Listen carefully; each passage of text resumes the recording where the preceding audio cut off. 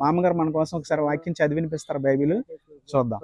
మామగారు ఫస్ట్ నుంచి చదవండి ఒకసారి. దుష్టుడు ఆలోచన చొప్పున నడవక, పాపుల మార్గము నిలవక, అపహాస్యులు కూర్చుండే చోటను కూర్చుండక, యెహోవా ధర్మశాస్త్రము అందు నివసించు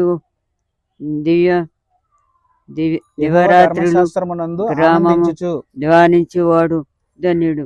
అతడు నీ మాటలను నీటి కాలువల వేరెను నాటబడినదే ఆకు ఓడక తన కాలమందు ఫలమిచ్చి చెట్టు వలె నుండును. దుష్టుడు అలాగూ నుండక గాలి చెదరగొట్టు చెట్టు వలె పొట్టు వలె నుందరు. కాబట్టి న్యాయ విమర్శములో దుష్టులను, నీతిమంతుల సభలో పాపులను నిలవరు. నీతిమంతుల మార్గము యెహోవాకు తెలియను, దుష్టుల మార్గము నాశనమునకు